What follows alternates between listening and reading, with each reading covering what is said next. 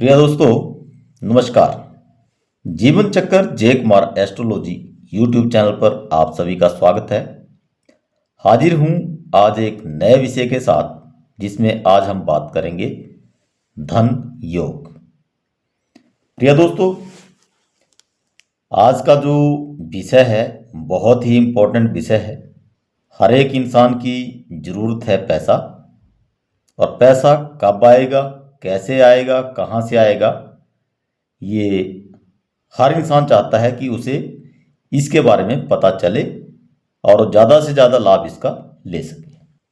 पैसा जीवन में बहुत ही ज़रूरी है और पैसा हर एक इंसान की ज़रूरत है, जो कि आज से पहले भी लोग पैसे के लिए दौड़ते थे। आज भी पैसे के लिए दौड़ लगी है और आने वाले समय में भी लोग पैसे के पीछे दौड़ते रहेंगे, क्योंकि पैसे के बिना जो है तो जीवन संपूर्ण हो ही नहीं सकता। पैसा भगवान तो नहीं है, लेकिन भगवान से कम भी नहीं है, क्योंकि हर चीज़ के लिए पैसे का होना बहुत ज़रूरी है और बिना पैसे के आज के टाइम में कोई भी कार्य नहीं है। अगर आपकी जेब में पैसा है तो आप हर काम को कर सकते हैं, चाहे किसी से मजदूरी करवा के करवाएं, चाहे किसी को पैसे दे के कराएं। लेकिन अगर पैसा जेब में नहीं है तो आप जीवन का सुख नहीं भोग सकते। तो आज का विषय जो है तो बहुत ही इम्पोर्टेंट विषय है। आज हम बात करेंगे धन योग के बारे में। कुंडली में धन योग कैसे बनता है, कौन कौन से घर से बनता है।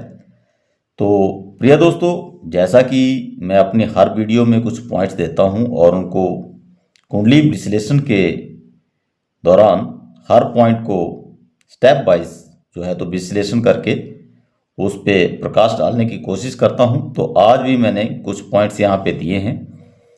जैसे कि धन योग कैसे बनता है, इसके बारे में बात करेंगे, और धन योग के लिए कौन कौन से अच्छे घर हैं इसके भी कुंडली विश्लेषण से जानेंगे। और 3 नंबर पे धन योग कौन कौन से हैं उसके ऊपर भी बात करेंगे। धन आएगा कहाँ से, क्योंकि बहुत से लोगों का ये क्वेश्चन मुझसे रहता है। जब भी कुंडली प्रिडिक्शन कराते हैं तो बहुत से लोग ये पूछते हैं कि हमें पैसा आएगा कहाँ से। तो इसके ऊपर भी कुंडली विश्लेषण में बात करेंगे। धन कब आएगा इसके ऊपर भी बात करेंगे। और सूर्य से अस्त ग्रह अगर हैं तो क्या हमारे योग कार्य करेगा या नहीं करेगा, इसके ऊपर भी विश्लेषण करके बात करेंगे। और 7 नंबर पे बात करेंगे धन के लिए बुरे घर। कुंडली में कौन कौन से ऐसे घर हैं जो धन लाभ के लिए बुरे हैं, यानी कि धन का व्यय कराने वाले हैं। और 8 नंबर पे हम बात करेंगे उपाय। अगर कुंडली में कोई ऐसा दोष बन रहा है जिसकी वजह से पैसा नहीं आ रहा है तो उसके लिए क्या उपाय करें। तो प्रिय दोस्तों, धन योग।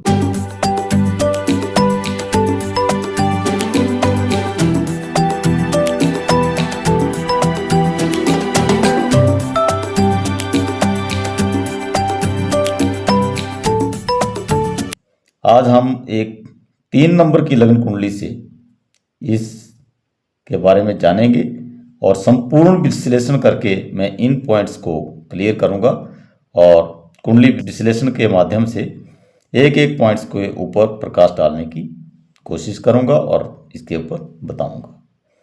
तो प्रिय दोस्तों, पहला जो पॉइंट है हमारा वो है धन योग कैसे बनता है। तो प्रिय दोस्तों, जैसे कि आप पहले भी मेरी वीडियो देखते होंगे और जो दोस्त पहले से वीडियो देख रहे हैं उन्हें पता है कि धन भाव कौन सा होता है कुंडली में, और कौन सा भाव जो है तो लाभ का है और कौन सा धन भाव है। तो प्रिय दोस्तों, यहाँ पर कुंडली में जो हमारा लाभ का घर होता है वो होता है यहाँ पे 11 नंबर का घर। इनको मैं घर भी लिख देता हूँ, जो राउंड्स में रहेंगे वो घर रहेंगे। तो प्रिय दोस्तों, जो राउंड में मैंने लिखे हैं वो घर हैं जो हमेशा कुंडली में फिक्स रहते हैं, कभी चेंज नहीं होते। और जो बिना राउंड्स के हैं वो राशियां हैं जो कुंडली में चेंज होती रहती हैं, घर बदलती रहती हैं। तो आज हम बात करेंगे यहाँ पे 3 नंबर की लगन कुंडली से, यानी कि 3 नंबर की राशि इस घर में बैठी है और इसके ऊपर विश्लेषण करेंगे। तो प्रिय दोस्तों, पहला जो हमारा पॉइंट है वो है धन योग कैसे बनता है। तो प्रिय दोस्तों, ये 11 नंबर का जो घर है हमारा, ये होता है हमारा लाभ का, इच्छा पूर्ति का, और जो सेकंड हाउस है ये होता है हमारा धन का, यानी कि सेविंग का।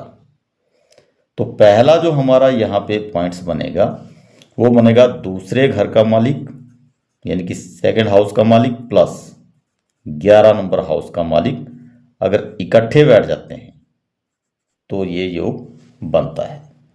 या फिर इनका दृष्टि संबंध हो तब भी ये योग बनता है, या फिर ये दोनों एक ही घर में बैठे हों, या फिर दूसरे घर का मालिक 11 नंबर के घर में बैठ जाए और 11 नंबर का मालिक दूसरे घर में बैठ जाए, तब भी ये योग बनेगा। यानी कि राशि परिवर्तन कर ले तो ये धन योग बनेगा। ऐसे जातकों के पास बहुत ज़्यादा धन होगा। या फिर ये दोनों यहाँ पे एक ही घर में बैठ जाएं, जैसे सपोज करो यहाँ पे चंद्रदेव हैं और यहाँ पर मंगलदेव है। 4 नंबर की जो राशि है उसके स्वामी चंद्रदेव हैं और यहाँ पर 1 नंबर की जो राशि है उसके स्वामी मंगलदेव हैं। तो अगर ये दोनों यानी कि चंद्रदेव भी अगर इसी घर में बैठ जाए तो ये योग बनेगा धन योग। या फिर यहां से मंगलदेव भी इस घर में बैठ जाए तब भी ये धन योग बनेगा। दूसरा हमारा पॉइंट है यहां पे कि धन के लिए अच्छे घर कौन कौन से होते हैं। तो प्रिय दोस्तों, धन के लिए हमारे अच्छे जो घर होते हैं वो होता है सेकंड हाउस, यानी कि दूसरा नंबर का घर, और 11 नंबर का घर। क्योंकि ये धन के ये लाभ के लिए होता है। जो भी हमारा प्रोफेशन है, काम हम करते हैं, उससे जो लाभ हमें आता है ये उसका घर है। और जो लाभ को हम सेविंग में रखते हैं, जैसे एफडी बनाते हैं या बैंक में जमा पूंजी करते हैं, तो उसका ये घर होता है। तो सेविंग यानी कि धन के लिए अच्छे घर हमारे एक तो 11 नंबर का घर और दूसरा 2 नंबर का घर। ये दोनों घर बहुत अच्छे होते हैं। तीसरा पॉइंट है हमारा धन योग कौन कौन से होते हैं। तो प्रिय दोस्तों, इससे पहले मैं इनके ऊपर वीडियो बना चुका हूँ, जैसे चंद्र मंगल लक्ष्मी योग। इसके ऊपर मैं अपने YouTube चैनल में पहले ही वीडियो बना के दे चुका हूँ, आप वहाँ से देख सकते हैं। और जिन भी दोस्तों ने इस वीडियो को देखा है वो एकदम से समझ जाएंगे कि धन योग चंद्र मंगल लक्ष्मी योग जो है तो कैसे धन की प्राप्ति कराता है। और दूसरा योग यहाँ पे बनता है हमारा लक्ष्मी नारायण योग। वैसे तो कुंडली में बहुत से ऐसे योग हैं जो धन के लाभ के लिए होते हैं, लेकिन इन दो जो चंद्र मंगल लक्ष्मी योग है और लक्ष्मी नारायण योग हैं, इनके ऊपर मैं वीडियो बना के अपने YouTube चैनल पर दे चुका हूं। आप वहां से देख सकते हैं कि ये योग जो हैं तो धन की प्राप्ति कैसे कराते हैं। तो यहाँ पर हमारा तीसरा पॉइंट भी क्लियर हो रहा है, धन योग कौन कौन से होते हैं, चंद्र मंगल लक्ष्मी योग और लक्ष्मी नारायण योग। वैसे इनके अलावा भी और भी योग होते हैं जो धन की प्राप्ति कराते हैं। 4 नंबर का हमारा पॉइंट है धन आएगा कहाँ से। मोस्ट इंपॉर्टेंट क्वेश्चन है, क्योंकि जब भी मैं कुंडली प्रिडिक्शन करता हूँ तो लोग यही पूछते हैं कि हमें पैसा आएगा कहाँ से और कौन सा ऐसा काम करें जिससे हमें पैसा आए, या हमारी कुंडली में कहाँ से हमें पैसा आने के योग बन रहे हैं। उसके बारे में लगभग 98% लोग जो हैं तो इस क्वेश्चन को मेरे से पूछते हैं। वैसे तो 100% ही पूछते हैं कि पैसा आएगा कहाँ से, हर एक आदमी की ये क्वेश्चन रहता है। तो आज आप देखेंगे कि पैसा कहाँ से आएगा, अपनी कुंडली के विश्लेषण करके आप जानेंगे। तो प्रिय दोस्तों, अगर ये है हमारा धनेश और ये रहेगा घर हमारा लाभेश। प्रिय दोस्तों, अगर धनेश धन के घर का मालिक अगर पहले ही घर में बैठ जाए, जैसे मान लीजिए यहाँ पे ये बुध देव की राशि है, लेकिन यहाँ पे अगर चंद्रदेव बैठ जाते हैं और साथ में यहाँ पे बैठ जाते हैं मंगल देव। तो प्रिय दोस्तों, वैसे तो ये यहाँ पर बुध देव के चंद्रदेव अति शत्रु हैं और मंगल देव से भी इनकी शत्रुता है, लेकिन अगर ये दोनों केंद्र के घर में बैठ जाते हैं तो ये धन योग को बनाएंगे और ऐसे जातक को धन का लाभ करवाएंगे।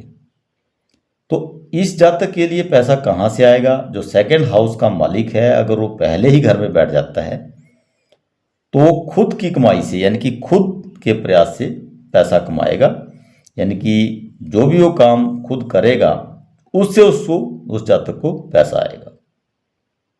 सेकंड हाउस की बात करते हैं हम। अगर दूसरे घर का जो मालिक है अगर वो दूसरे ही घर में बैठा है तो ऐसे जातकों को कहाँ से पैसा आएगा? क्योंकि दूसरे घर को हम देखते हैं यहाँ से बैंक बैलेंस के लिए, वाणी के लिए, कुटुंब के लिए। तो ऐसे जातकों को उसकी वाणी से, यानी कि जो उसकी बोलने की कला है, उससे पैसा आएगा, या फिर उसके परिवार के माध्यम से उसको पैसा आएगा। वो अपनी अगर कहीं पे स्पीच देता है तो उससे भी उसके धन योग बनेंगे, क्योंकि धनेश दूसरे घर का मालिक दूसरे घर में बैठ जाए तो ऐसे जातकों को उसकी वाणी से, यानी कि बोलने की कला से पैसा आएगा। आगे बात करते हैं हम 3 नंबर के हाउस की, क्योंकि ये जो राउंड्स में लिखे हैं ये मैंने घर लिखे हैं। राउंड लगाया वो घर हैं जो कि कुंडली में फिक्स होते हैं। अगर तीसरे घर में दूसरा घर, यानी कि धनेश धन का मालिक अगर तीसरे घर में बैठ जाता है तो तीसरे घर से हम देखते हैं कुंडली में पराक्रम को, छोटे भाई बहनों को, और यहाँ से जो कमीशन, जैसे लोग किसी काम को कराने का कमीशन लेते हैं तो उसको भी हम इसी घर से देखते हैं। तो ऐसे जातकों को या तो छोटे भाई बहनों से पैसा आएगा, या फिर उसका ये लेखन का भी घर होता है, यानी कि लिखावट का। अगर आप कोई सुंदर लेखन लिखते हैं या कोई कविता लिखते हैं, कुछ इस टाइप से आप लिखाई का काम करते हैं तो उससे भी पैसा आएगा। या फिर आपका जो पराक्रम है, बल है, जैसे आप कुश्ती करते हैं या कुछ इस टाइप का काम करते हैं जहाँ पे आपका बल का प्रदर्शन होता है, तो उस साइड से जो है तो ऐसे जातकों को पैसा आएगा अगर दूसरे घर का मालिक तीसरे घर में बैठा होगा, क्योंकि दूसरे घर का जो मालिक है वो धन के लिए देखा जाता है। नेक्स्ट हाउस की बात करते हैं हम 4 नंबर के घर की। अगर यहाँ पर दूसरे घर का मालिक बैठ जाए, जैसे यहाँ पे दूसरे घर का मालिक है चंद्रदेव, अगर यहाँ पे बैठ जाते हैं तो यहाँ पर पहली तो बात, ये केंद्र के घर में बैठ गया, जो कि बहुत ही अच्छा घर माना जाता है, पावरफुल घर माना जाता है। और चौथे घर से हम देखते हैं भूमि, वाहन, मकान और माता को। तो ऐसे जातकों को अगर दूसरे घर का मालिक चौथे घर में बैठा हुआ है तो प्रॉपर्टी से पैसा आएगा, या फिर माता से पैसा आएगा। माता से भी पैसा आ सकता है, प्रॉपर्टी से पैसा आएगा, या फिर गाड़ी से पैसा आएगा। जैसे आप टैक्सी का काम करते हैं या गाड़ी का सेल परचेज का काम करते हैं तो उससे भी पैसा आ सकता है, या फिर आपको पैसा आएगा यहाँ पे मकान के किराए से।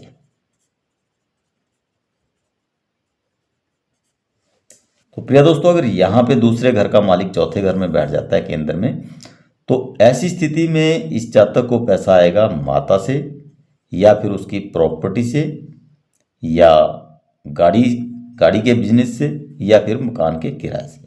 ऐसे लोगों को, ऐसे जातक को धन का लाभ होगा।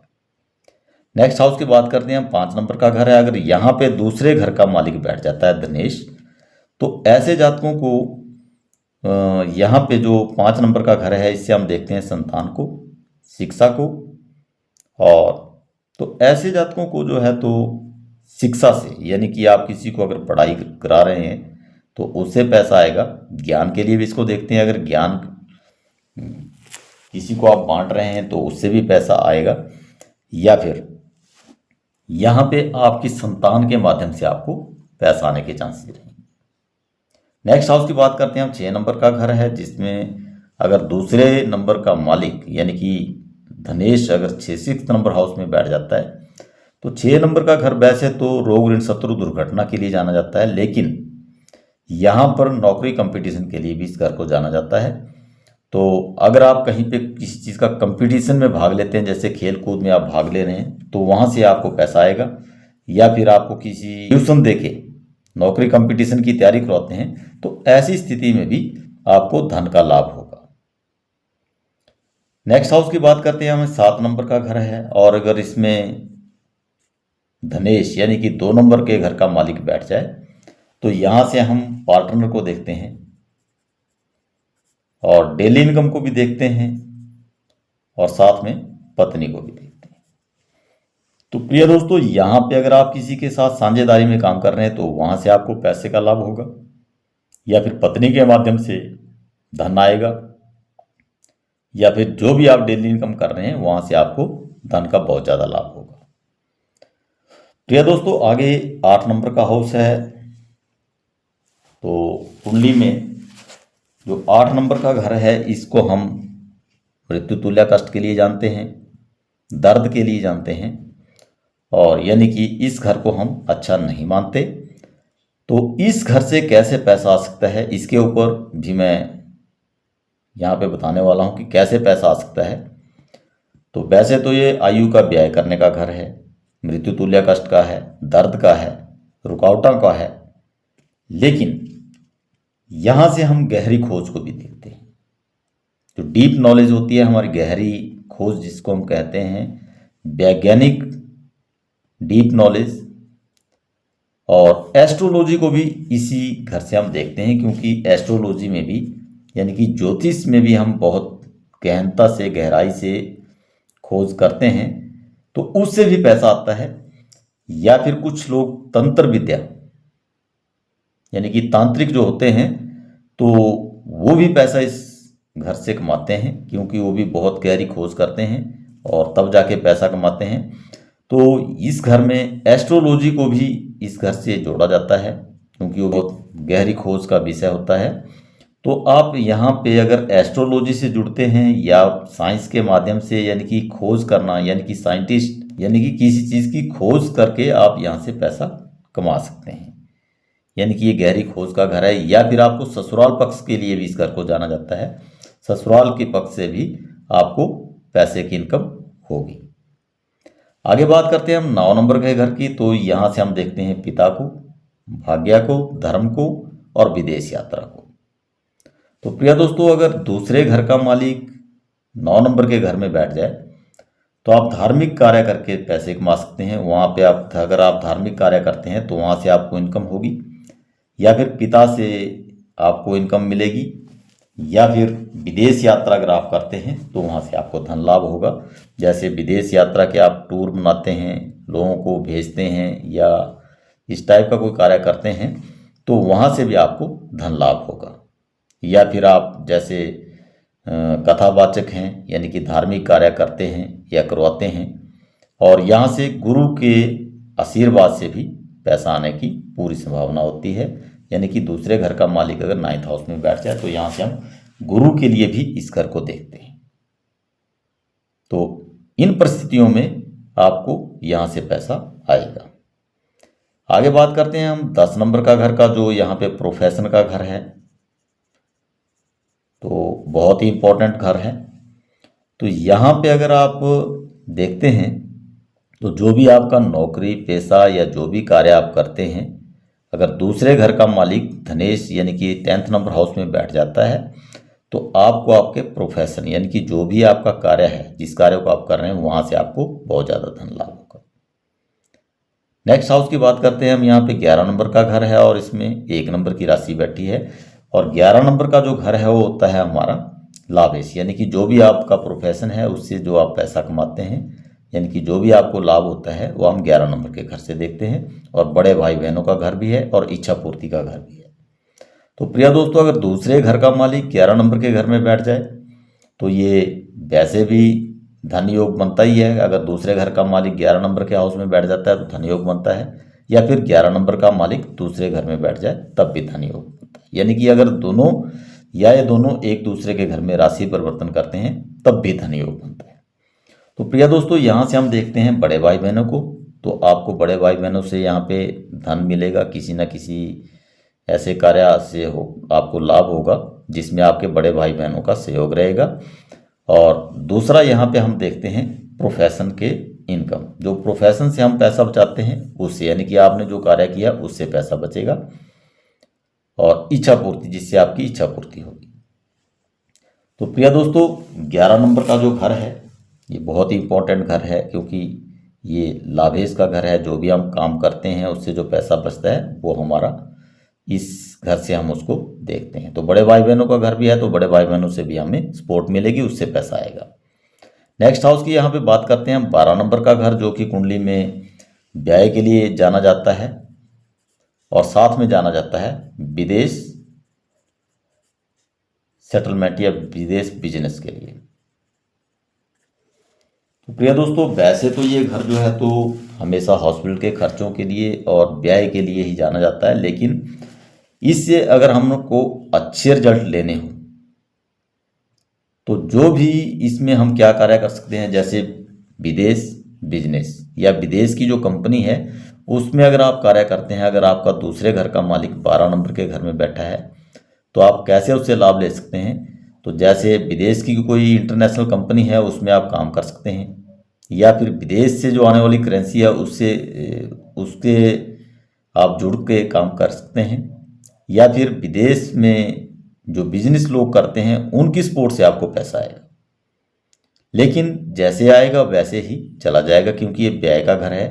तो इससे बचने के लिए आपको क्या करना पड़ेगा, इसकी एनर्जी को उल्टी दिशा में लगाना पड़ेगा। यानी कि जो हमारे खर्चे हैं इसको बचाने के लिए क्या करना पड़ेगा कि जैसे ही पैसा आता है आप तुरंत उसकी सेविंग कर लें, एफडी बना लें, या फिर आप सोना चांदी कुछ इस टाइप की चीज़ें खरीद के घर में रख लें, जिससे आपका ये पैसा जाने के बजाय रुक जाए। तो प्रिय दोस्तों, आज आपने जाना कि धन योग कुंडली में कैसे बनता है, और आप अपनी कुंडली से देख सकते हैं कि आपका जो दूसरे घर का मालिक ग्रह है वो आपकी कुंडली में कौन से घर में बैठा है, और जिस घर में बैठा है तो वहाँ से आपको धन आएगा। कौन सा कार्य आपको करना पड़ेगा जिससे आपको धन आएगा, तो मैंने हर घर से आपको बता ही दिया कि कौन से घर से हम किस चीज़ के बारे में जानते हैं और किस कार्य को करने से आपको पैसा आएगा। तो प्रिय दोस्तों, 4 पॉइंट था, धन आएगा कहाँ से उसके बारे में मैंने यहाँ पे आपको बता ही दिया, ये क्लियर हो गया हमारा पॉइंट। 5 नंबर कब आएगा, तो प्रिय दोस्तों, जो दूसरे घर का मालिक है या 11 नंबर के घर का मालिक है, जब भी इनकी महादशा या फिर अंतर्दशा चलेगी तब धन आएगा। यानी कि दूसरे घर का जो मालिक ग्रह है उसकी महादशा जब चलेगी तब आपको ये बहुत ज़्यादा लाभ देगा, या फिर 11 नंबर के घर का मालिक जो है उसकी महादशा या अंतर्दशा, दोनों में से इनकी किसी की चलती है महादशा और अंतर्दशा, तो उस दशा के कार्यकाल के बीच में आपको ये धन योग कार्य करेगा और बहुत ज़्यादा लाभ देगा। 6 नंबर की जो पॉइंट है हमारा वो है अस्त अवस्था ग्रहों की। अगर सपोज करो यहाँ पे ये योग बन रहा है और साथ में सूर्यदेव बैठ जाते हैं, तो प्रिय दोस्तों, अगर सूर्य के 9 डिग्री नज़दीक कोई ग्रह आ जाता है तो सूर्य से अस्त हो जाता है।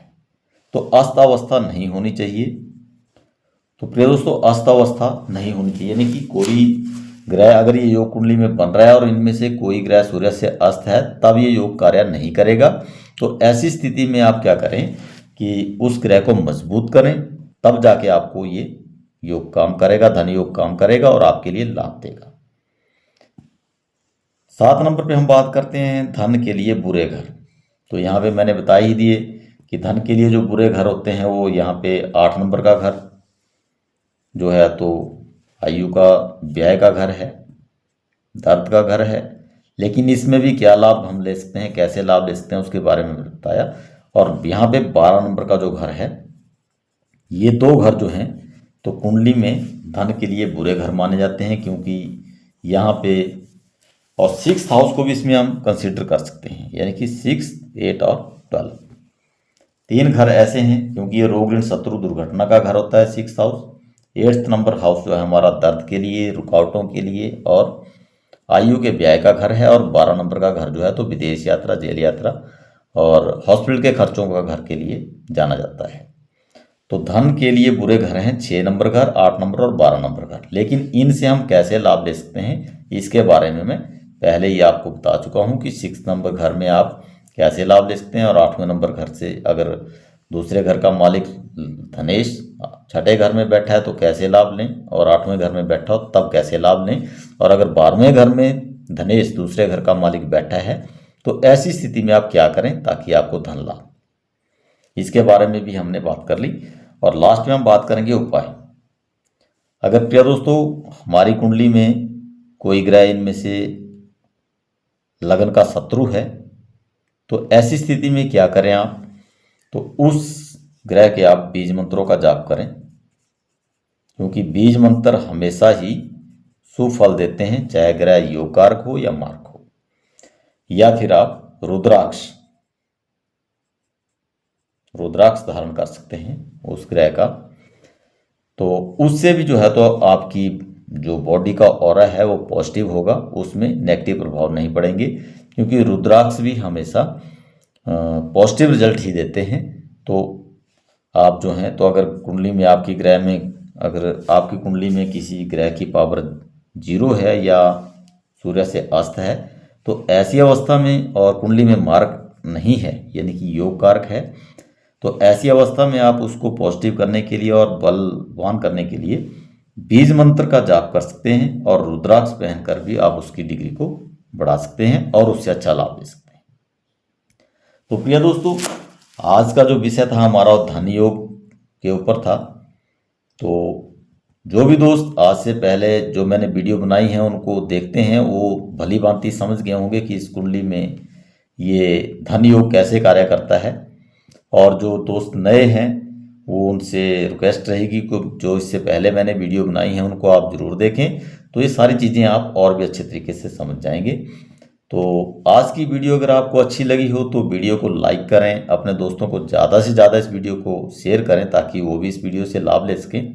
और अगर आप जीवन चक्कर जय कुमार एस्ट्रोलॉजी पर पहली बार ही मेरी वीडियो को देख रहे हैं तो जीवन चक्कर जय कुमार एस्ट्रोलॉजी यूट्यूब चैनल को सब्सक्राइब कर लें और बेल आइकन को ऑल पे प्रेस कर लें, ताकि जब भी मैं अगली वीडियो अपने यूट्यूब चैनल पर अपलोड करूं तो उसकी नोटिफिकेशन आपको पहले मिल सके। तो प्रिय दोस्तों ऐसी ही विशेष वीडियो के साथ मैं आप लोगों से दोबारा अपने जीवन चक्कर जय कुमार एस्ट्रोलॉजी यूट्यूब चैनल पर मिलूंगा। तब तक आप सभी को मेरा नमस्कार। जय हिंद।